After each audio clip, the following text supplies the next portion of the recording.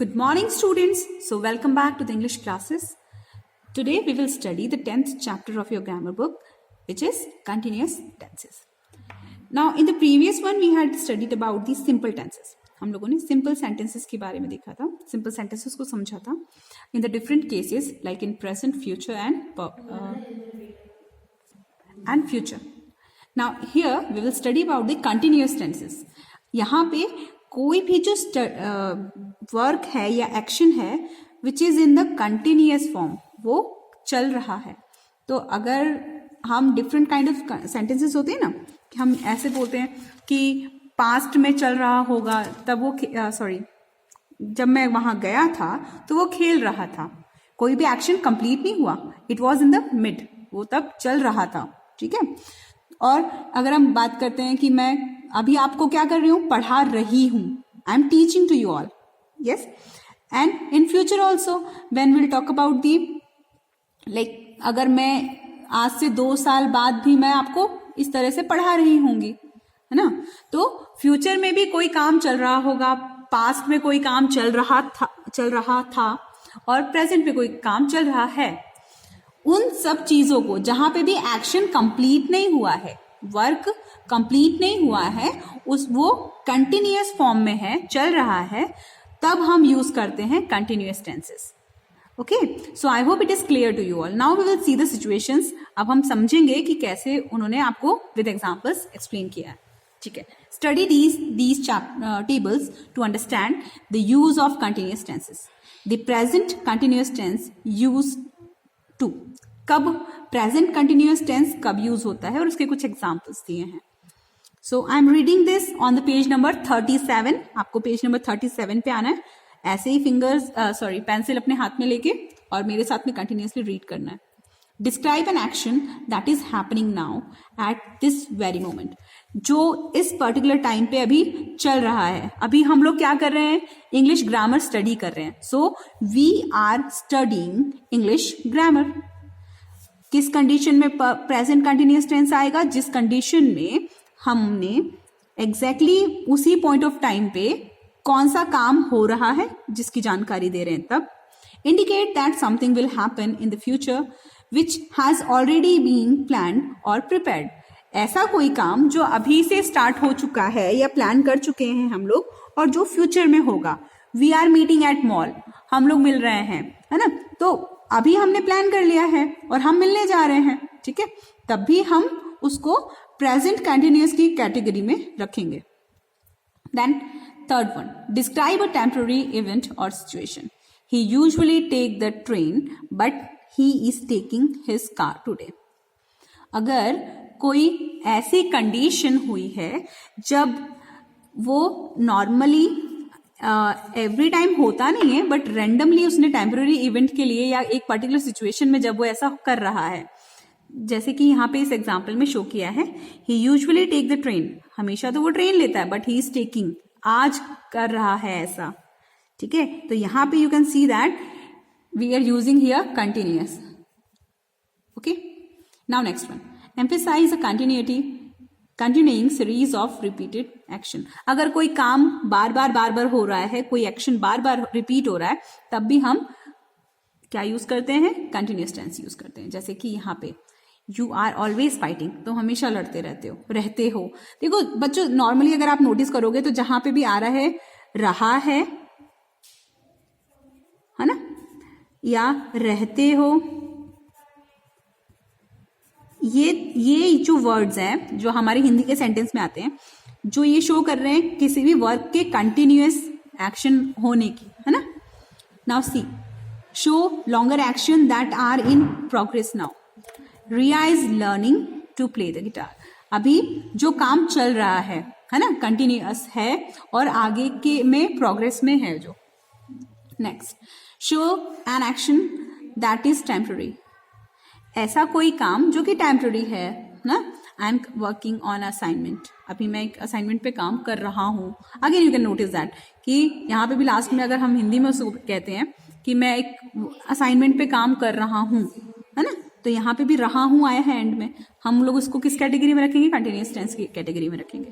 Next, show that something is changing और developing. The puppy is growing, the child is growing, या हम ये भी बोल सकते हैं रेजिंग, है ना। तो जिस कंडीशन में जब कुछ चेंजेस हो रहे हैं, बढ़ रहा है, आगे बढ़ रहे हैं, उस सिचुएशंस में भी हम क्या उसको किस कैटेगरी में रखते हैं, कंटिन्यूअस टेंसेस की कैटेगरी में रखते हैं। लेकिन कौन से टेंसेस आप यहां पे नोटिस कर पा रहे होंगे, आर। देखो अब इसके बिहाफ पे यहां पे प्रेजेंट के लिए एक फॉर्मूला बनता है, जिसमें कि सिंपली इज, एम, आर, ठीक है। सिंगुलर के लिए हम इज यूज करेंगे, आई के साथ हम एम यूज करेंगे, और प्लूरल के लिए हम लोग आर यूज करेंगे। उसके साथ में हमें क्या करना है, वर्ब में आईएनजी ऐड करना है, या तो इज होगा, एम होगा, आर होगा, और उसके साथ वर्ब की आईएनजी फॉर्म होगी, ठीक है।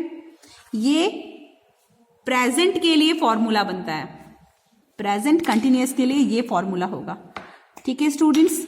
Now moving on to the next, that is past continuous. Now see, indicates two actions which happened at the same time in the past. Okay, so the example is I was washing clothes and mother was washing the dishes.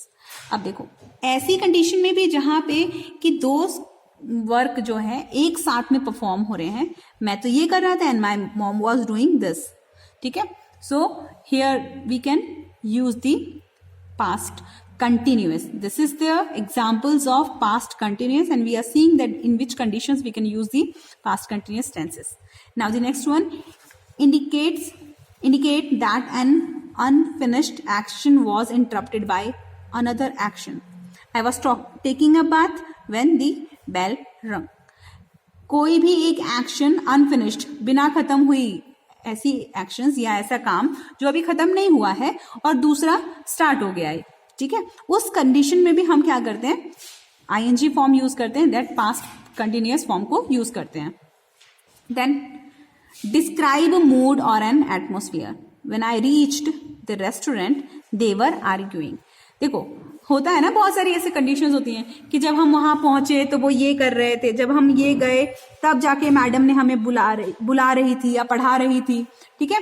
जब आप enter किए उस situation में वहां पे क्या काम चल रहा था उसको हमें एक्सप्लेन करने के लिए भी हमें क्या करना पड़ेगा, कौन सा टेंस यूज करना पड़ेगा, पास्ट कंटिन्यूअस। क्यों? क्योंकि ऑलरेडी वो तो पास्ट में वो एक्शन परफॉर्म हो चुकी है, ठीक है। लेकिन आपको ये भी शो करना पड़ेगा कि उस टाइम पे क्या हो रहा था, what was the exact condition of there. So in that condition we are using here past continuous. Now the next one, talk about an annoying and the repeated action in the past, usually with always. He was always arguing with his friend over trivial things. देखो यहां पे भी आपने जो repeated actions हैं, है ना, उसको पास्ट के साथ में इंक्लूड करके, कंक्लूड करके, और आपने फिर उसको कंटिन्यूअस फॉर्म में शो किया है। But you have used here always. यहां पे ऑलवेज का यूज करके आपको क्या करना है, उसको पास्ट कंटिन्यूअस में बनाना है, ठीक है। तो यहां पे भी आप देख सकते हो बच्चों कि पास्ट कंटिन्यूअस के लिए हमारा फॉर्मूला होता है वॉज या फिर were plus verb ING form, was were या फिर, और उसके साथ में वर्ब की आईएनजी फॉर्म लगती है। लेकिन वॉज किसके साथ लगेगा, सिंगुलर के साथ, वर किसके साथ लगेगा, प्लूरल के साथ में, और उसकी आईएनजी फॉर्म, ठीक है। Now turn the page and come on the page number 38 where the future continuous tense is used to, it is given there. अब फ्यूचर कंटिन्यूअस टेंस को हम कब और किस सिचुएशन में यूज करते हैं। So when it indicates that longer action in the future will be interrupted by the shorter action in the future. देखो, I will be studying for my exam when Rajni arrives. जब रजनी आएगी, है ना, आई, तब मैं उसके लिए प्रिपेयर कर रहा हूँगा। ऐसा कोई भी एक्शन जो कि इंटरप्ट हो जाएगा या खत्म हो जाएगा फ्यूचर में किसी और शॉर्टर एक्शन की वजह से, तब हम यूज करेंगे future continuous tense. Then project ourselves into the future. हम अभी आज से नेक्स्ट ईयर में क्या कर रहे होंगे, अभी आज से 4 दिन बाद क्या कर रहे होंगे, तो उसके बारे में भी जब हम फ्यूचर अपना डिस्क्राइब करते हैं, अपने आप को जब देखते हैं, तो अभी हम कौन सा वाला टेंस यूज करते हैं? Yes, future continuous. Then predicts और guess about the future events. जब हम फ्यूचर इवेंट्स के बारे में प्रिडिक्ट करते हैं तब भी हम फ्यूचर कंटिन्यूस टेंस को यूज करेंगे. Then politely ask for the information about the future will be join. अच्छा, पोलाइटली जब हम पूछते हैं किसी भी एक्शन के लिए काम, will you be join for us party, क्या तुम ज्वाइन करोगे, तो उस सिचुएशन में भी हमने क्या किया है? फ्यूचर कंटिन्यूस को यूज किया है. So students, you can see that in the present continuous, what we have seen that we have to use is am, are with the verbs ing form.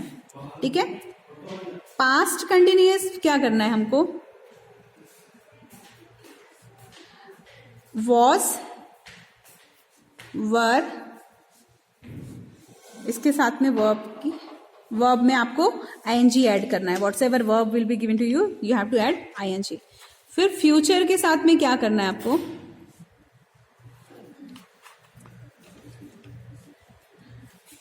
यहां पे आएगा विल के साथ में लगेगा be, will be plus verb ing form plus ing.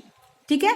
So this will be the formula for converting the present, for making the present continuous, past continuous and future continuous.